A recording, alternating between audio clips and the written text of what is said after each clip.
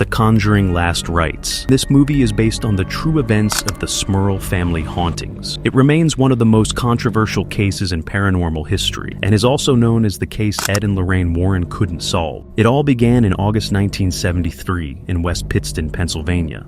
A family purchased a new home after losing their previous one to flooding during Hurricane Agnes the year before. Jack and Janet Smurl, a working-class Catholic couple, moved into a modest duplex at 328 Chase Street. The couple had met in 1967 and married the following year. Jack served in the Navy and later became a neuropsychiatric technician. The house they purchased was ordinary, simple, clean, and quiet. Janet managed the household while raising 4 daughters: Dawn, Heather, and twins, Shannon and Karen. Jack's parents lived on the other side of the duplex.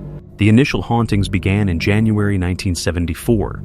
According to the Smurls, they started subtly. A strange stain appeared on one of the new carpets, which was impossible to remove. A water pipe broke, then mysteriously repaired itself. Radios turned on and off at random. Repairing tools disappeared and reappeared in odd places. And then, everything escalated. Over the next decade, things took a horrifying turn. A foul stench, described as rotting flesh, would sweep through the rooms, only to vanish moments later. A television set burst into flames. Pipes leaked persistently, despite being resoldered. A new sink and bathtub became mysteriously scratched. In 1975, Dawn, the oldest daughter, began telling her parents that she saw people floating around her bedroom. Janet reported being violently grabbed and thrown down the stairs. Even their dog was lifted off the ground and hurled into a wall.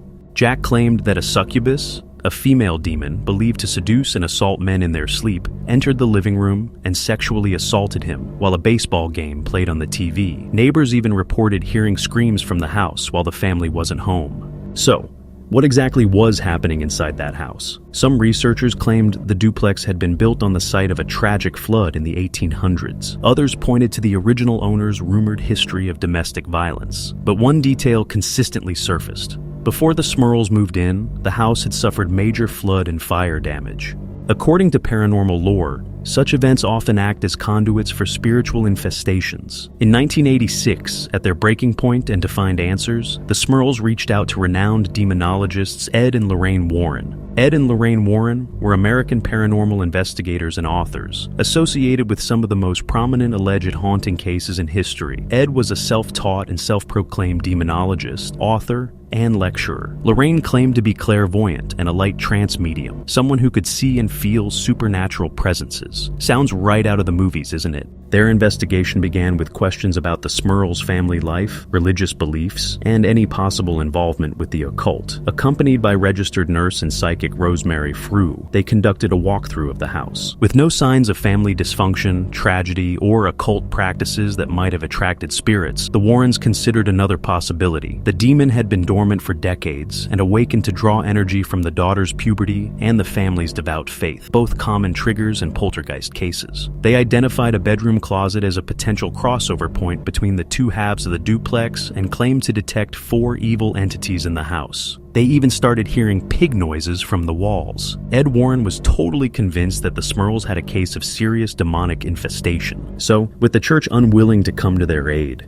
Ed Warren brought a priest he knew to Chase Street. Father McKenna had performed more than 50 exorcisms for the Warrens in the past and was happy to help the troubled Smurls. Father McKenna performed the ancient rite at the Smurls' home, but it did nothing but serve to anger the demon even more. The family were now in the second demonic stage, oppression, which according to Ed Warren followed by the first stage, which was infestation, and the next stages would be possession and finally death. Lorraine concluded that the Smurls shared their home with 4 spirits: a harmless elderly woman, a possibly violent young girl, a man who had suffered and died in the home, and the most dangerous of all, the last spirit was a demon, the one manipulating the other 3 to destroy the family. A medium, Mary Alice Rinkman, examined the Smurls' home and confirmed the Warrens' findings. According to her, there were indeed 4 spirits present. She identified a man named Peter who had murdered his wife and her lover, and later been hung by a mob and also an old woman named Abigail. Rinkman identified another spirit as a powerful demon, but was unable to give any details about the final spirit. Bishop McKenna performed a third exorcism on the house, and this time it had seemed to have been successful. There were no more disturbances. 3 months later, however, it would appear that the ritual had not been such a success. Just before Christmas 1986, Jack Smurl saw a black figure he believed was beckoning him into the third demonic stage,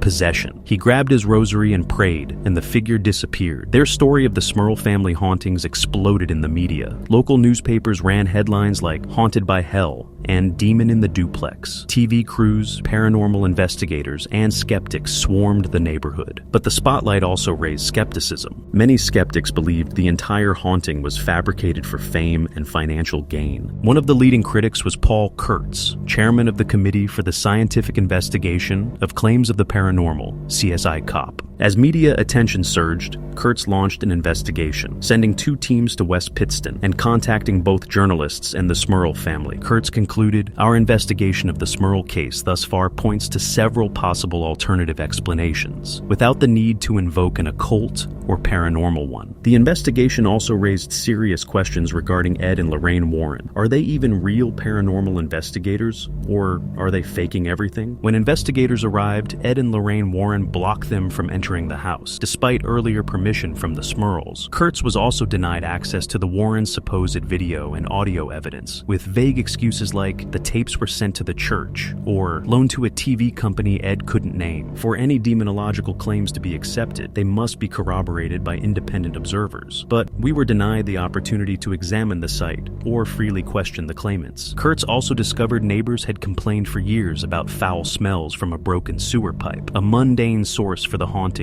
stench. Strange noises were traced to walls next to teenage daughter Dawn's room, raising suspicions of attention-seeking behavior. The Smurls declined psychological testing. Most tellingly, Kurtz pointed to the family's book deal. The fact that the Smurls have signed a book contract raises serious questions about their motives. The public is far more fascinated by demons and ghosts than the possibility of a prank or hoax. But here's the key detail. The Smurls never moved, even though they had every reason to, and they never made large profits from the book or the later TV movie. In fact, they were often humiliated by neighbors, by church members, and by the press. Why would a family endure that unless they truly believed something was happening, or they wanted us to believe their lies? By 1989, the Catholic Church officially stated that they found no evidence of demonic activity. Tensions between the Warrens and local clergy escalated. The church banned the couple from further involvement. Still, the Smurls remained convinced. They even claimed the activity followed them when they left the house temporarily. That's what makes this case unique. It wasn't just about the house. The entity or the demon was attached to the family. Many dismissed these claims, but trauma experts now argue that extreme psychological and spiritual duress can manifest as hauntings, metaphors for unresolved trauma. So, was the demon real, or was it the projection of a fractured psyche? And why did so many unrelated witnesses, neighbors, priests, reporters, also experience strange phenomena? In 1989, the Smurls finally moved to Wilkes-Barre, Pennsylvania. According to them, the activity stopped. Strange, isn't it? They first claimed that the demon was following them outside the house, and suddenly when they move into another house and it's just gone. The Smurl case remains one of the most psychologically disturbing and morally complex investigations the Warrens ever faced. Unlike other cases, it deals with long-term mental decline, emotional trauma, spiritual terror, and possibly collective delusion. So if you liked the video, hit the like button and subscribe to the channel to watch more interesting videos with in-depth analysis and breakdown.